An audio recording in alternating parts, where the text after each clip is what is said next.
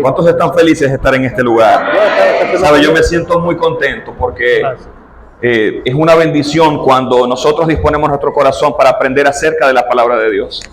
Y quiero felicitarles porque de verdad que es de valientes el hecho de venir hasta acá, tomarse el tiempo, apartar cosas, de repente actividades con la familia, un montón de cosas para ocuparse de algo que es muy importante, que es aprender acerca de la palabra del Señor.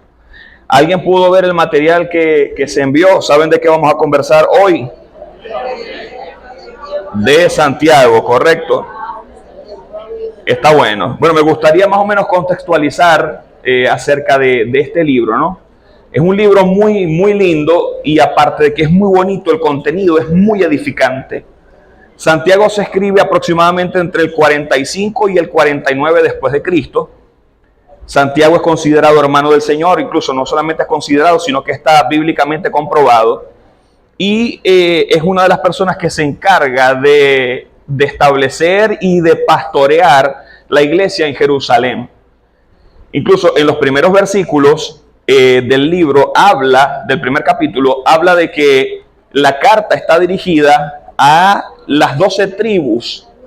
Y aquí quiero detenerme porque esto es un punto importante. Cuando de repente ustedes comiencen a leer el libro, si no es que lo han hecho ya, que sería bueno que ya lo estuviesen leyendo, se van a dar cuenta de esta particularidad. Siempre es bueno cuando nosotros comenzamos a leer un libro de la Biblia, que entendamos el contexto histórico en el cual se desarrolla ese libro. Eso nos va a ubicar a nosotros a poder entender mejor el mensaje que se está transmitiendo y por qué se está diciendo lo que se está diciendo. En el caso de Santiago, recuerden que los que estaban en Jerusalén, los que estaban en Israel, eran judíos, vivían judíos allí, que estaban en ese momento conociendo acerca de Jesucristo, estaban conociendo acerca de la gracia, se les estaba revelando todo esto. Pero algo que también es importante destacar es que ellos estaban bajo una persecución. ¿Ok? Y esto quiero que lo tengan bastante en cuenta porque en el transcurso que se tomen el tiempo para leer toda la carta, se van a dar cuenta que Santiago hace mucha referencia a las aflicciones, a las dificultades, a la fe, a que nuestra fe debe ser probada, y se van a encontrar con todos estos temas que tienen mucho que ver con eso, porque realmente no le estaban escribiendo a los guerreros de Cristo que están tranquilitos aquí en Maracaibo. Aquí lo que nos atormenta es el sol, de repente nos puede alguna situación que es la cola de la gasolina, o que se nos fue la electricidad, o cualquier cosa. En aquel momento la situación era muy diferente. En aquel momento, literalmente, los cristianos eran perseguidos para ser asesinados. Los agarraban, se los llevaban a todos, los metían en el Coliseo Romano, soltaban los leones y eso era un show. ¿Ok? Entonces, esto nos invita a nosotros a contextualizar y a entender de qué se trata y ver realmente qué es lo que está pasando en ese momento de la historia y por qué Santiago decide escribir lo que va a escribir. ¿Ok? Bien. Entonces, bueno, vamos con el primer punto. Dice la fe bajo prueba y la sabiduría verdadera. Vamos al siguiente. Vamos directo al punto 1.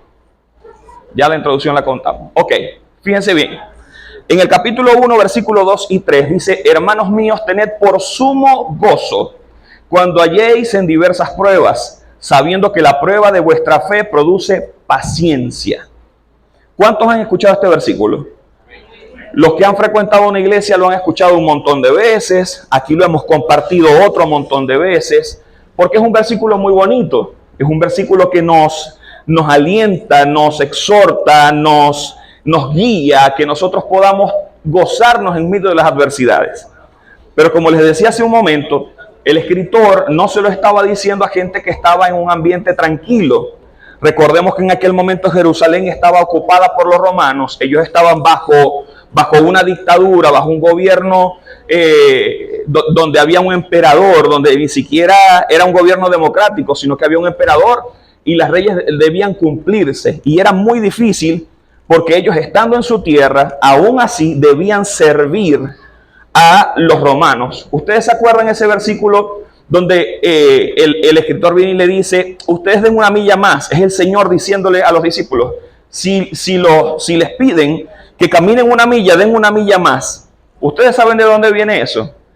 Eso está bastante interesante. Por ley, los judíos, si veían que un romano traía alguna carga o traía algún bolso, cualquier cosa, ellos tenían la obligación de tomar esa carga por el romano, porque era ciudadano romano, y llevarla una milla. Y Jesús les dice, bueno, lleven una milla extra, o sea, den algo más adicional. Entonces, ¿qué sucede? Es importante entender que cuando Santiago le dice a las 12 tribus, le dice a la iglesia, tened por sumo gozo cuando halléis en diversas pruebas, no se lo estaba diciendo como un mensaje que pudiera suceder en algún momento, era algo que estaban viviendo, lo que ellos estaban soportando en ese momento, la dificultad de poder creer en el Señor y profesarlo públicamente, era algo que te podía llevar a la muerte, literalmente, de un día para otro, de un momento para otro. Las reuniones públicas estaban prohibidas, obviamente predicar el evangelio estaba prohibido, nadie podía ni siquiera nombrar a Cristo, porque en aquel tiempo a Cristo se le tomó como una figura no solamente religiosa, sino política, y los cristianos estaban creciendo tanto, las iglesias estaban creciendo tanto, el evangelio se estaba propagando de una manera tan brutal que ellos creían que eventualmente el cristianismo se iba a convertir en una fuerza militar para derrocar al gobierno romano, no entendiendo de que realmente lo que la iglesia quería era propagar el mensaje de salvación, propagar el mensaje de Cristo, de que Jesús había muerto en la cruz por nosotros y que ahora nosotros teníamos libertad de pecado, perdón de pecados, teníamos libertad porque ya no estábamos bajo ningún yugo espiritual y todas las cosas que la redención implica. Ahora bien, en cuanto a las pruebas, podemos decir que las pruebas son instrumentos divinos que perfeccionan la fe. Y usted dirá, bueno, pero ¿cómo está eso? Está un poquito heavy porque las pruebas no siempre son sencillas. De repente nosotros podemos enfrentar una prueba en el trabajo, en nuestro ambiente o en lo que nos dedicamos, de repente un afiliado molesto por alguna situación, por algún trato, por lo que sea, y tener que pasar por ese trago amargo. Pero hay pruebas que se vuelven más difíciles.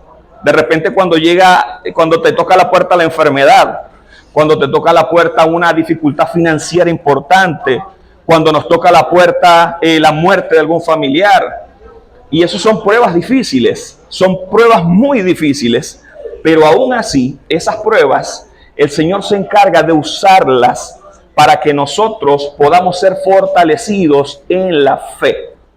Y la palabra fe es una palabra que van a encontrar mucho en este libro, porque parte de lo que el escritor quiere transmitir a la iglesia es esa fe inquebrantable para poder soportar todo lo que venía en ese momento. Ahora bien, dice, sabiendo que la prueba de vuestra fe produce paciencia. La paciencia desarrollada a través de las dificultades. ¿Cuántos han lidiado con temas de enfermedad por mucho tiempo? ¿O han visto a alguien cerca, algún familiar? Muchas veces, hablar de la paciencia, a veces lo hablamos de una forma tan bonita, sí, porque el fruto del Espíritu es gozo, y lo empezamos a nombrar, y se siente como que tranquilo, como que bonito. Pero imagínense tener paciencia en los momentos más difíciles, en los momentos de mayor dificultad. Tener paciencia, por ejemplo, si alguien de repente no quisiera estar aquí, tendría que tener mucha paciencia para escucharnos a nosotros 2 horas predicar la palabra. ¿Sí? De repente a alguien que está viviendo una situación, por ejemplo, una enfermedad tan dura como el cáncer, que son días de tratamiento y días y procesos y exámenes y muestras de sangre, o por ejemplo las personas que se dializan, que tienen que estar un montón de tiempo esperando a ver si en algún momento se da algún trasplante. Para muchos, lidiar con la paciencia tiene que ver con algo tonto, con algo sencillo, que de repente no es que no le tengo paciencia a mi niña porque se está portando mal. ¡Ey, aguanta! Es una niña, deja el drama. ¿Sí? ¿Se entiende esto? Pero de repente la cosa se vuelve más complicada. Nosotros acá, por lo menos en el departamento en el que yo estoy, de farmacia, nosotros tenemos mucho contacto con la gente de la UCI.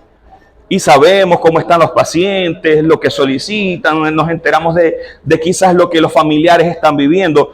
Eso es duro. Eso realmente es una prueba difícil. Entonces Santiago se encarga en este capítulo de decirle a la gente, hey, o sea, tengamos 4 dedos de frente. Y esto es un mensaje que para la posteridad, o sea, para nosotros en este tiempo, es de suma importancia.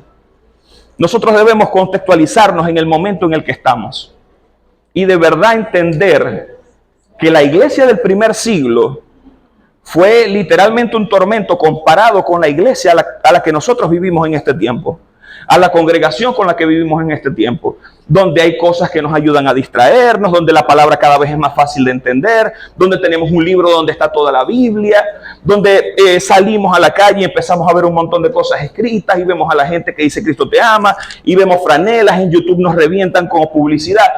Si se entiende esto, en aquel momento era mucho más difícil y aún así el escritor les dice, tened por sumo gozo cuando os halléis en diversas pruebas. No le habla de una, le habla de un montón.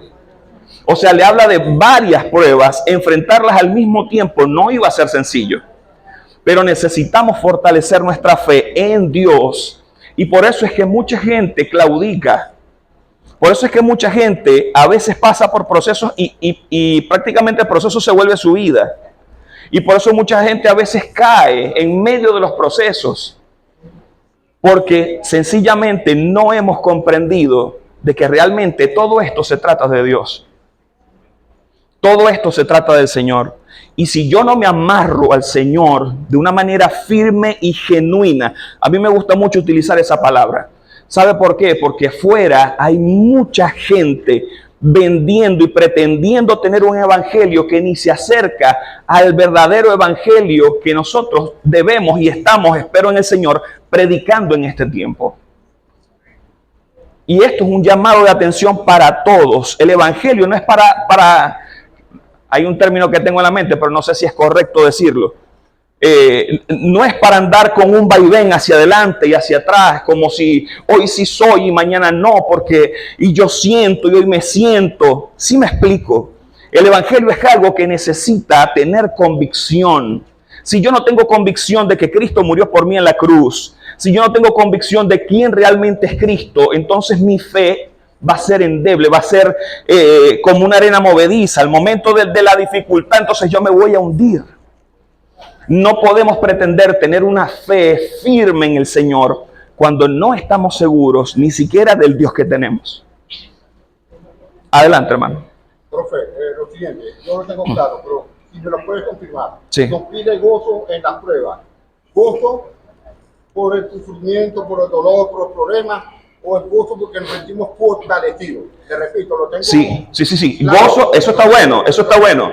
El hermano comenta y pregunta, ¿debemos sentir gozo porque estamos siendo probados o porque estamos en pruebas? ¿O debemos sentir gozo porque confiamos en el Señor de que el Señor va a estar con nosotros? Esa es la idea básica, ¿no? Y es importante entender esto. Nadie, absolutamente nadie, se va a sentir feliz de atravesar por situaciones difíciles o por pruebas. Nadie, es imposible. Y Dios no nos pide cosas imposibles a nosotros. Incluso la misma palabra dice que Él se acuerda que nosotros somos polvo, haciendo referencia a que obviamente somos humanos y tenemos sentimientos, emociones con las que lidiamos. El asunto de tener gozo en las diversas pruebas es comprender que aunque yo estoy en mi situación, mi Redentor vive. Parte de lo que una vez dijo Job: mi carne ha sido deshecha, yo estoy vuelto un desastre, mi familia está muerta, pero yo sé que mi Redentor vive. Y ahí es donde debe estar nuestra mayor confianza. ¿Sabe por qué? Porque muchas veces queremos vivir un evangelio a base de resultados. Y el evangelio a base de resultados no funciona, porque el resultado no determina el amor que Dios tiene para mí. Hay gente que pasa por pruebas y dice que Dios lo ama menos.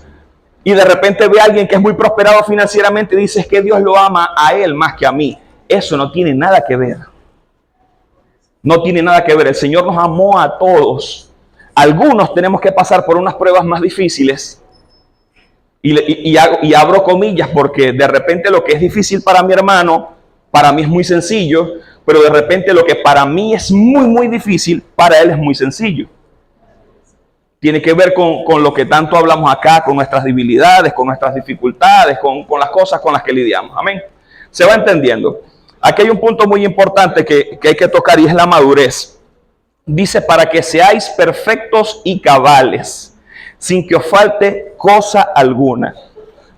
Ahora, muchos pudiéramos decir que cuando hablamos de que no nos falte cosa alguna, estamos hablando de recursos.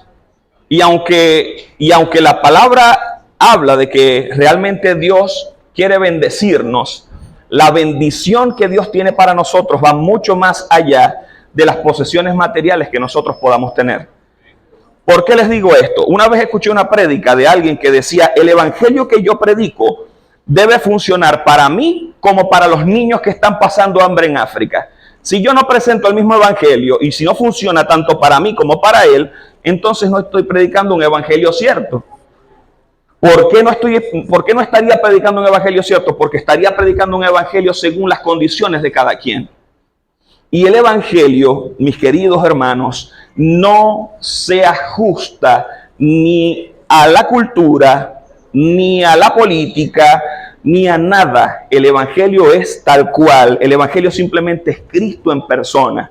Él anunciando lo que ya sabemos que anunció. Amén. Ajá, seguimos con la siguiente. Vamos a hablar acerca de la fe probada. La vida de Job, testimonio supremo de paciencia en medio de las pruebas devastadoras.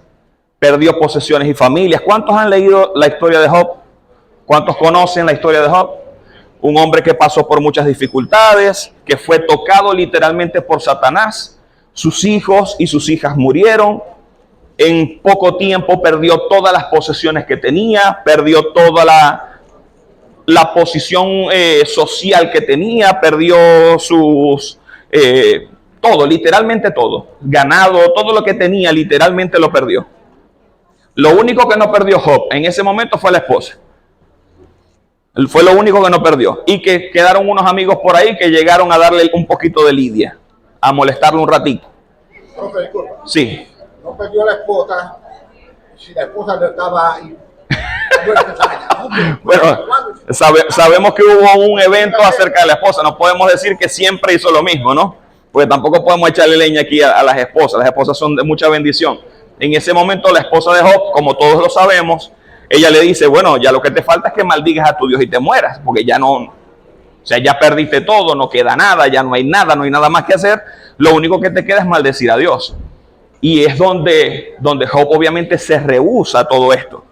Y él decide aguantar su proceso, soportar aún en medio de ese dolor tan fuerte, tan difícil.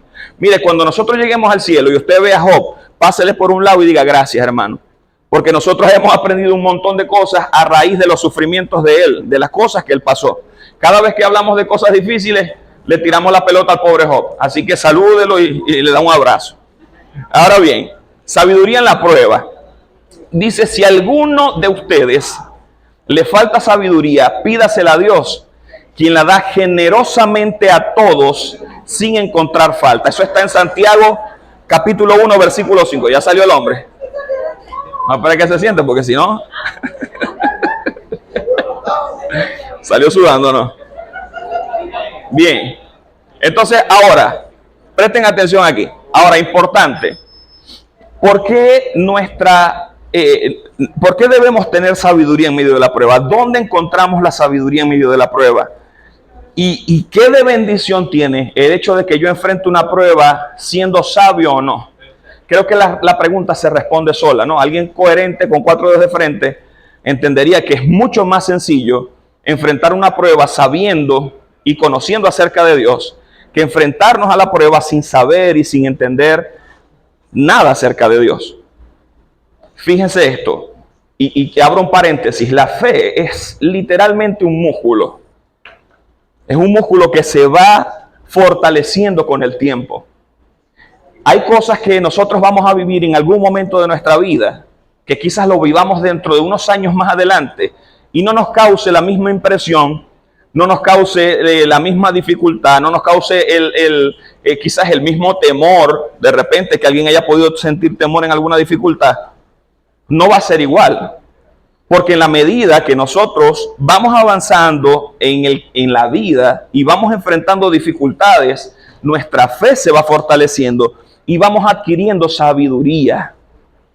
Y aquí Santiago abre el compás y dice, el que quiera sabiduría, pídala al Señor y Él la dará abundantemente. Y sabe, esto es una bendición.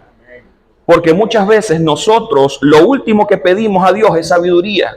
¿Cuántos le piden? Y no quiero que levante la mano ni que me responda, quiero que se responda usted mismo. ¿Cuántos diariamente piden sabiduría cuando están en su momento de oración? De repente algunos, de repente muy pocos, quizás muchos. Sería bueno que fuéramos un montón de gente que lo hiciera. Regularmente comenzamos a pedirle a Dios otras cosas. Señor, toma el control de mi familia. Mira mi matrimonio. Señor, te presento a mis hijos. Señor, no tenemos nada que comer. Señor, mira las finanzas, mira los proyectos. Bendice esto, bendice lo otro. Pero ¿cuántas veces pedimos sabiduría de Dios para poder afrontar las pruebas que se nos presentan día a día? Y es que esto es diario. En estos días, yo cada vez que vengo a la empresa, entro por la calle de acá de la urbanización, cruzo hacia acá y luego me desvío hacia el estacionamiento de la parte de atrás. Resulta que yo vengo entrando, ya me toca pasar y hay un señor que está ahí. Entonces, era más fácil que él se echara un poquito para atrás, yo pasaba y él pasaba. No. Él vino y me tiró la camioneta encima. ¡Ruh! Como que echa para atrás. Yo me tuve que ir casi hasta el final de la calle en retroceso, con mi calma. Venía con la franela de Guerrero, me acuerdo. Y yo con la franela de Guerrero, yo, Señor, dame paz. Señor, ayúdame. Y eso de repente puede ser una prueba sencilla. En ese momento yo venía tranquilo de mi casa. Pero quizás el que viene peleado con la mujer, el que viene con una situación difícil, se le presenta esa situación y dice, Dios mío, que provoca es tener una gandola para pasarle por encima, porque ¿cómo va a ser posible? Porque, sí me explico, eso puede pasar. Por eso necesitamos tener sabiduría de Dios, entender y conocer de que nosotros no somos como los demás. Si nosotros nos comportamos como los demás, entonces, ¿qué obra redentora está teniendo Cristo en nosotros? Si yo me comporto igual que los demás, entonces, ¿qué sabiduría estoy obteniendo yo de orar todos los días, 1 hora diaria al menos, de leer la palabra todos los días, de venir a los devocionales, de conectarme a las actividades, tantas actividades que hay? ¿Qué fruto entonces estoy dando si cuando se presenta la situación, entonces yo meto las dos de caminar? No tiene sentido, ¿correcto? Ahora bien, acá dice, pidamos con fe, acerquémonos a Dios con plena confianza. Mire, si de algo estoy seguro yo después de 20 años en el Evangelio, es que Dios es digno de confianza. No existe nada, ni nadie en quien nosotros podamos confiar, sabiendo de que va a responder en su soberanía que Dios. No existe. En medio de cada dificultad, Dios ha sido quien nos ha sostenido siempre. Se los digo como familia, como representante de mi familia. En cada momento de dificultad, siempre quien nos ha sostenido es el Señor. Hoy hubo alguien que me escribió acerca de una situación familiar que tenía, acerca de un divorcio, una separación que se está dando. Y él me decía, bueno, es que mi esposa no quiere tener más nada conmigo, yo la amo, yo quiero estar con ella, pero no sé si hay otra persona por allí. ¿Sabe cuál fue mi consejo? Claro, ya no están viviendo juntos. Yo le dije, hermano, desenfócate de eso. Desenfócate del problema y enfócate en Dios. Si nosotros no tenemos una relación con Dios firme, va a ser muy difícil que nosotros podamos establecer relaciones saludables con los demás. Va a ser muy difícil, va a ser muy complicado. Si nosotros no tenemos una relación firme con Dios y con el Espíritu Santo, las relaciones que nosotros podamos establecer a nuestro alrededor, no estoy diciendo que no se pueda, obviamente se puede, pero todo lo que hacemos nosotros fuera del Señor está vulnerable a que pueda fallar. ¿Se entendió eso? ¿Cómo? ¿En qué sentido, hermano? La esposa Sí, la esposa es la que obviamente tomó la decisión. Pero no estamos hablando de matrimonio, solo hablamos el sábado. Ahora bien, dice acá, recibir generosamente, Dios nos da sin reprochar.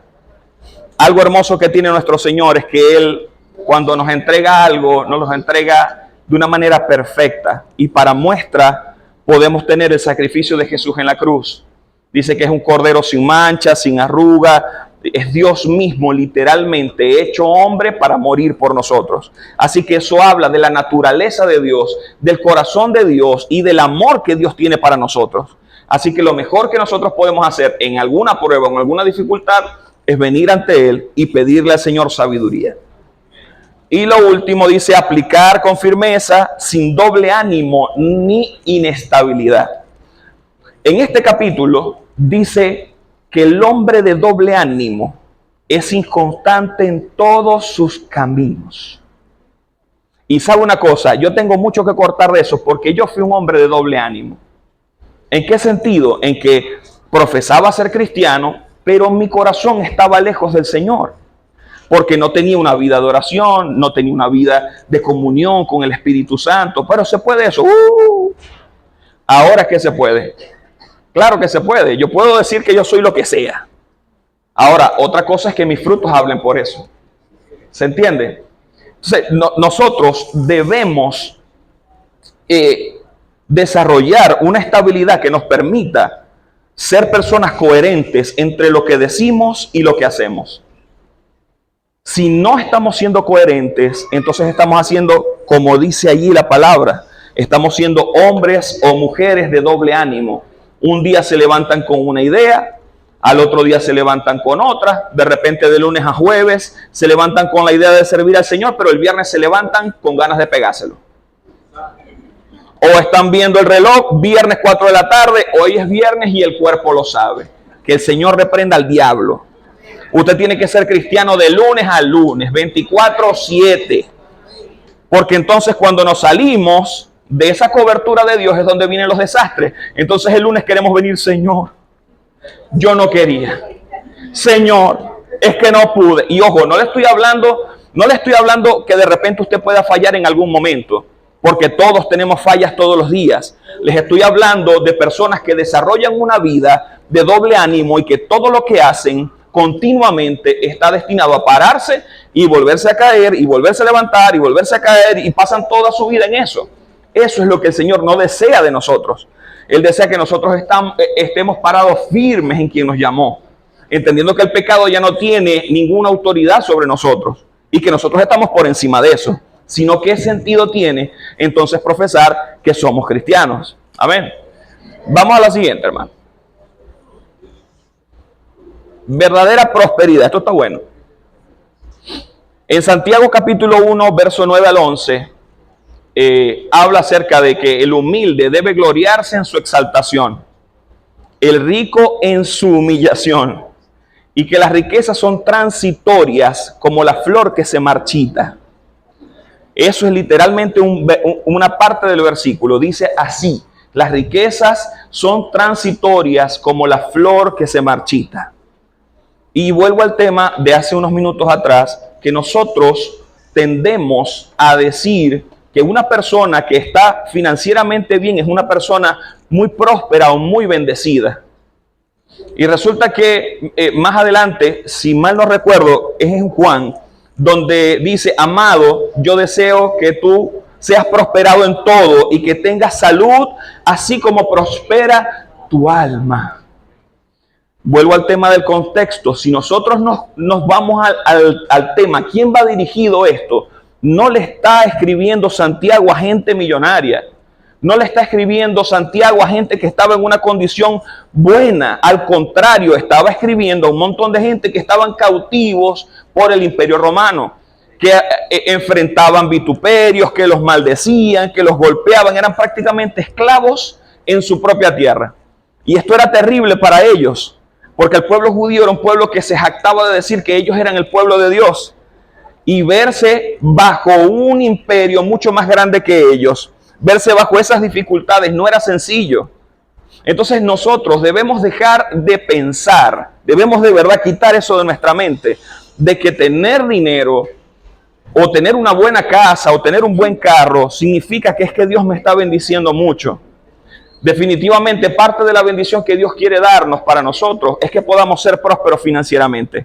Yo creo que Dios es un Dios que bendice a sus hijos, sí lo creo. El problema está cuando yo pongo mi confianza o en mi corazón coloco un ancla para decir que la bendición de Dios es sencillamente financiera. Entonces vemos familias que son muy prósperas financieramente, pero que su matrimonio es un desastre. O vemos que tienen un matrimonio estable, medio estable, próspero financieramente, pero que de repente sus hijos no se están levantando en el temor del Señor. ¿Sí me explico? Cuando nosotros pensemos en bendición, tenemos que pensar es en la obra que el Señor está haciendo continuamente en nosotros, porque sabe algo, todo lo que nosotros estamos viendo eventualmente va a dejar de existir. Incluso la Biblia nos enseña que no acumulemos tesoros en la tierra, que al contrario, que si vamos a invertir algo, que intentemos sembrar en lo que va a ser eterno. Y no sé si ustedes recuerdan cuando hablamos en las clases anteriores, que hablábamos en una vida con propósito, que yo les decía, el propósito del hombre es algo eterno, no es algo solamente terrenal, no es algo efímero, es algo que va a trascender. Entonces, si yo dedico mi vida a creer de que mi prosperidad es financiera, entonces cuando yo no sea próspero financieramente, nunca me voy a sentir feliz, porque entonces siempre voy a tener a alguien que a mi lado va a tener más plata que yo. ¿Sí se entiende esto? De repente usted anda en una bicicleta, mañana carga un Ford del Rey, pero entonces mira para el lado y resulta que ve a alguien que tiene un Octra. Luego tiene un Octra, mira para el lado y resulta que tiene otro carro. Y entonces nunca va a estar feliz porque siempre va a haber una comparativa.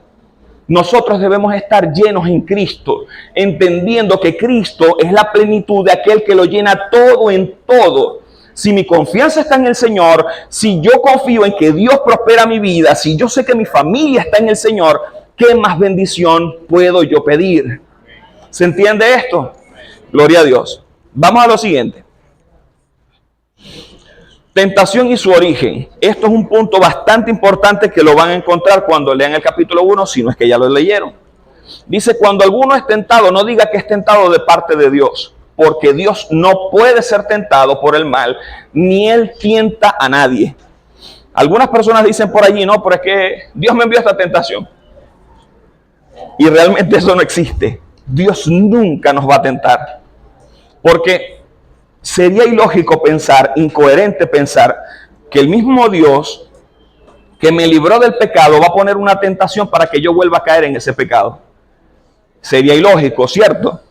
Es sumamente incoherente. Dios no trae tentaciones a nuestra vida. Ahora, lo importante de esto, entonces, ¿de dónde salen las tentaciones? ¿De dónde? Ajá, del diablo. ¿Le echamos la culpa al diablo? Bueno, vamos a ver si eso es real. Vamos a ver. La Biblia dice que el diablo es nuestro adversario, que es nuestro enemigo. Nunca va a ser nuestro amigo. Ojo, pila con eso.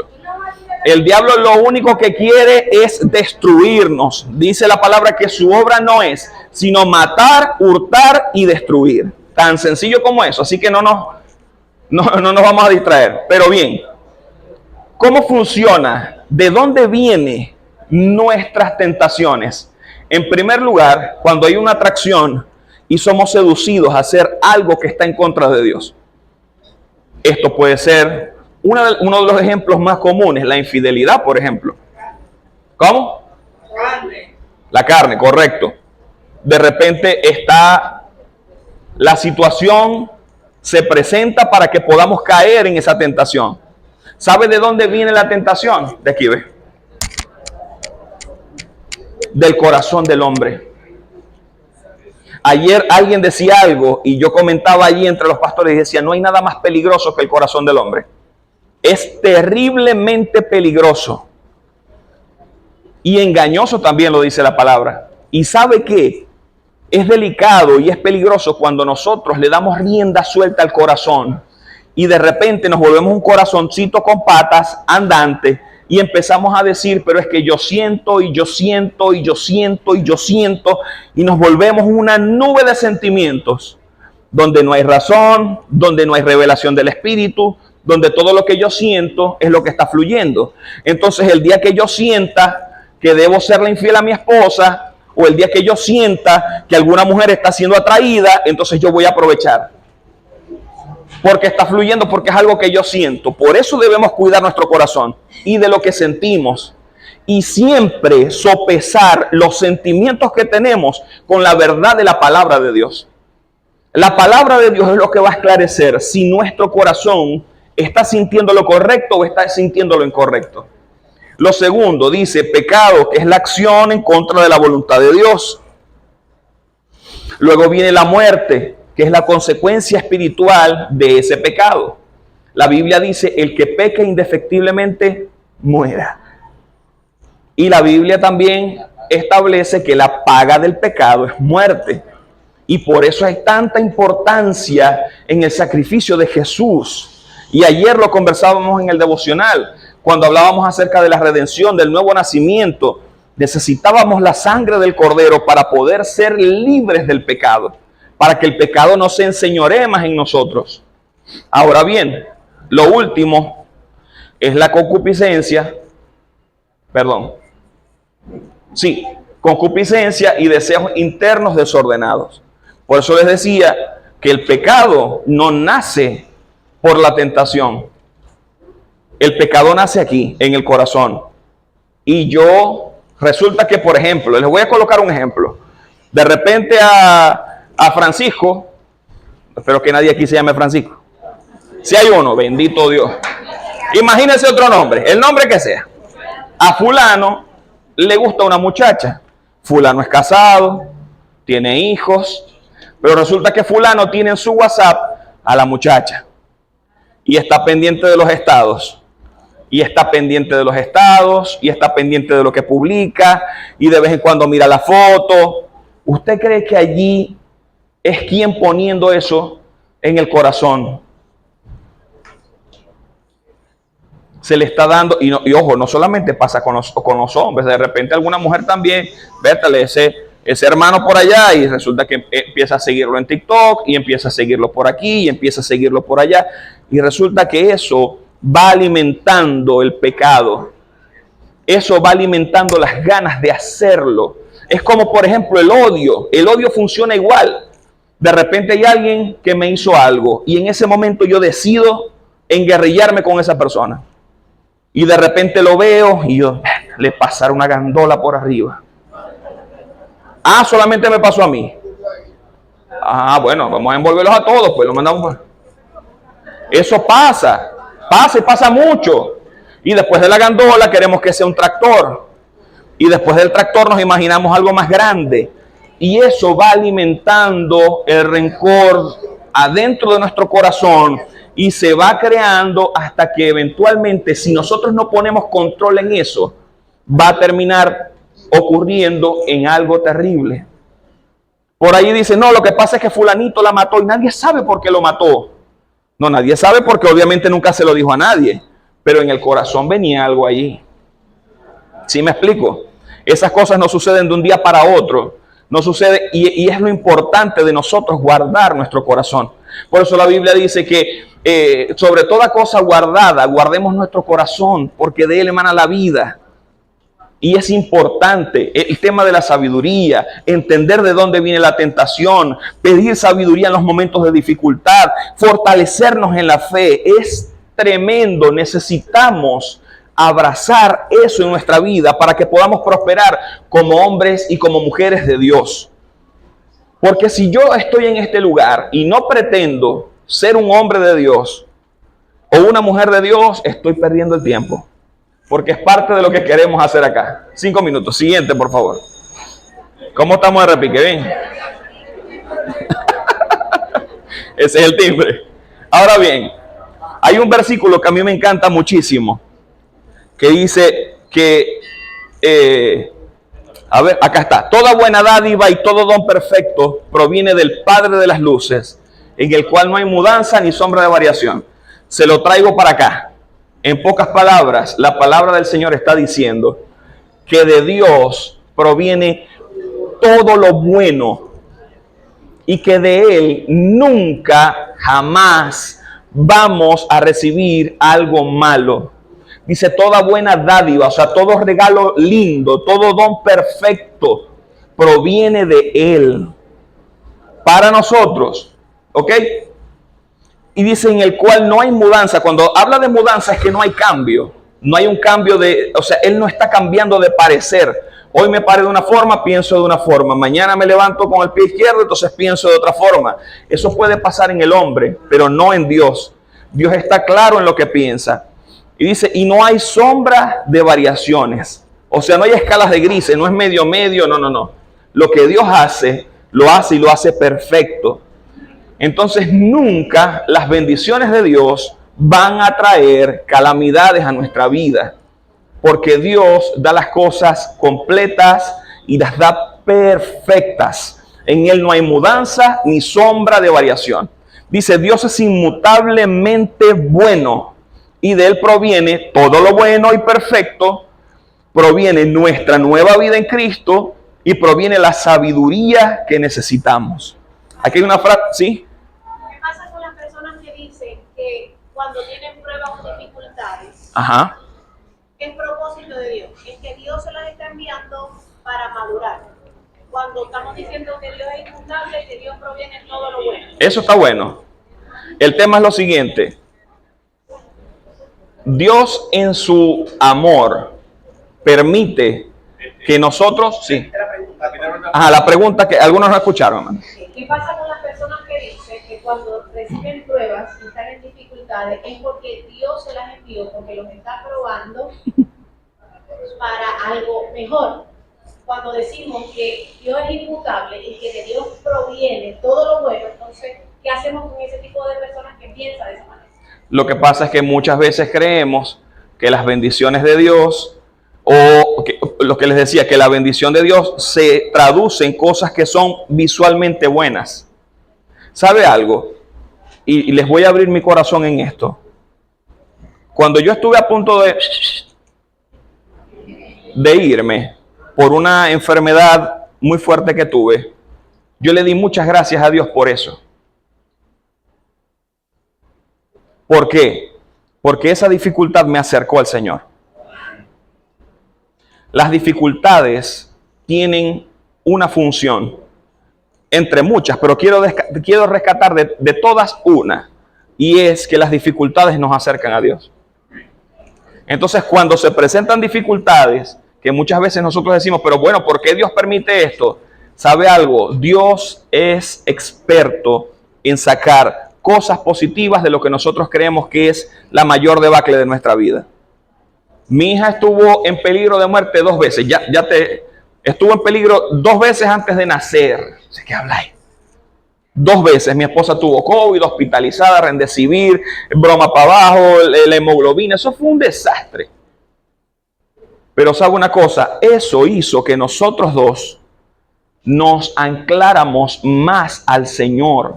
Y ahora cuando vienen las pruebas, sabe, uno, y eso se los decía al principio, nosotros vamos cambiando nuestra mentalidad a la medida que vamos creciendo en Dios. Y cuando vemos las pruebas, ya no las vemos bajo la misma óptica. Quizás la primera sí, pero las otras no las vamos a ver igual. Vamos a entender de que Dios tiene un propósito y que Dios se va a glorificar en medio de ese propósito. Amén. Yani.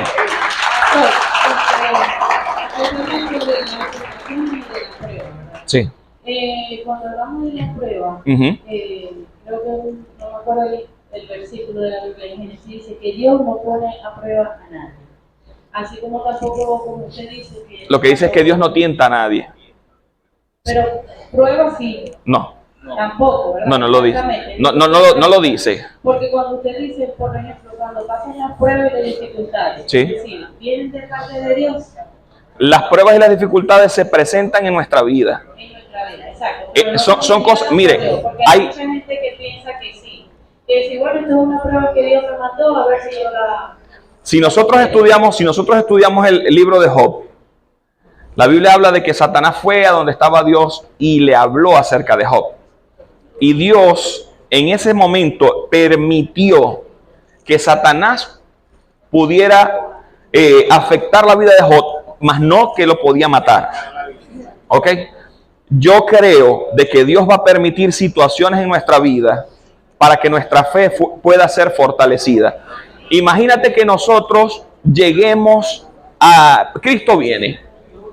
Y resulta que nosotros llegamos allá y nuestra fe nunca fue probada por ninguna situación. Recordemos que la palabra también establece que el oro es probado con fuego. Y obviamente nosotros a veces somos sometidos a prueba para ver cómo estamos nosotros por dentro. Pero no es que Dios quiere saber, no es que Dios tiene una tablita. Este tiene más 5, este tiene más 7, este tiene más 10 o este tiene más 20. No, no se trata de eso. Creo que tiene que ver más con nosotros, o sea, entender nosotros mismos en dónde estamos parados y ver realmente dónde está nuestra confianza en Dios. ¿Sí? Otra pregunta. Sí. ¿No sabes que ayer estuvimos conversando? Y había una mujer que sabía mucho de la palabra. Y ella tuvo 7 años recibiendo golpes de marido. Uf. Había confusión en ella pensando que era una prueba porque sabía mucho de la palabra.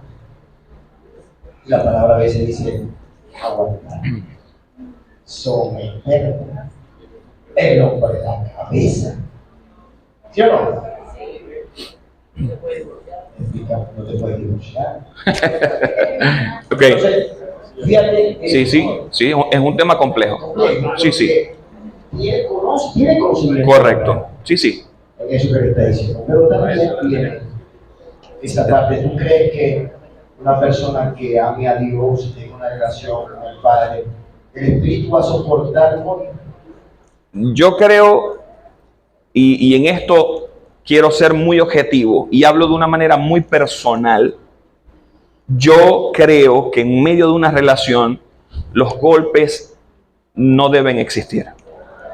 Yo particularmente pienso esto. Ahora bien, escúcheme bien porque la respuesta no solamente es lo primero que se dice, ¿ok? Escúcheme bien la respuesta que le quiero decir.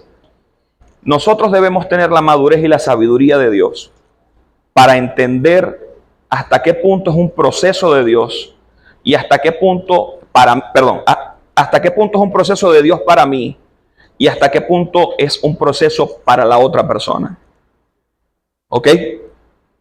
De repente, yo sé que hay mujeres, según la estadística, acá debe haber alguna mujer que alguna vez fue golpeada por su esposo o por su marido. ¿Ok? De repente, y usted decidió perdonar. Yo la felicito. Pero a donde voy es lo siguiente. No establece la palabra de que una mujer deba recibir y permitir un maltrato consistente, un maltrato continuo, permanente de un hombre. Si nosotros entendemos la naturaleza de Dios, si nosotros vamos a lo que Dios establece, yo no creo que una mujer deba soportar golpes de un hombre y mucho menos, o de igual manera, ningún hombre soportar golpes de una mujer. Son cosas, sí, obviamente, son cosas que se tienen que detener con el... ¿Qué pasa? Ahora bien, ¿dónde está el problema? ¿En que la mujer está muy con Dios o el hombre está muy con Dios? No. Creo que el tema tiene que ver con el nivel de aceptación que yo tengo hacia la otra persona. ¿Sabe por qué? Porque a mí una vez, hace como 7, 8 años atrás, se me ocurrió levantarle la voz a mi esposa. Y casi me hace tragar la plancha. ¿Sí? Sí. Y esto es algo que pasa, o no pasa en los matrimonios de ustedes, ¿no? Ah, bueno, no, está bien, pues. Son cosas que a veces suceden. Ahora, ¿dónde está el punto? Que si una mujer está siendo golpeada por su marido, ¿sabe qué tiene que hacer? Ir a las autoridades, porque el hecho de que usted vaya a las autoridades a defenderse no implica que usted está dejando de amar a su marido. ¿Sabe por qué? Porque la Biblia también establece que Dios al que ama lo corrige. Entonces yo no puedo, no debo tolerar una situación permanente, constante de alguien que me está afectando físicamente, que no sé si eventualmente me va a matar, porque la Biblia dice que perdone. El perdón no tiene que ver con esto. Yo puedo perdonar. Es más, es mi obligación perdonar, porque el perdón no es para el otro, el perdón es para ti, para liberarte de esa situación. Pero, ojo, aunque mi deber es perdonar, yo no puedo permitir de que alguien me esté... Imagínense esto, imagínense este escenario. Un pastor que golpea a sus ovejas. Ya va, no estoy diciendo que haya existido, pero quiero que, para que contextualicemos el asunto. Imagínense un pastor que golpea a sus ovejas. La oveja está obligada a estar en esa iglesia porque el pastor es el líder de la congregación. Ahora bien, ¿qué es lo que la Biblia nos enseña? Y la Biblia establece que solamente la infidelidad es motivo de divorcio. Solamente la infidelidad. ¿Por qué? Porque Jesús está haciendo un énfasis en que nosotros debemos perdonar. El tema es cuando hay una situación que es consistente. No podemos permitir una violencia sistematizada en la familia. Eso no existe. O tú dejas tu violencia, porque yo como cristiano tengo la responsabilidad de perdonarte y de volverte a abrazar, ¿ok? Pero ya va, quieto ahí. Y la pastora Maygualida creo que ayer hizo énfasis en eso. Pero el amor también coloca límites. Yo te amo, pero si me vuelves a levantar la mano, no vayan a terminar la frase. Ya, pero usted se lo imaginó, ¿sí? Ok.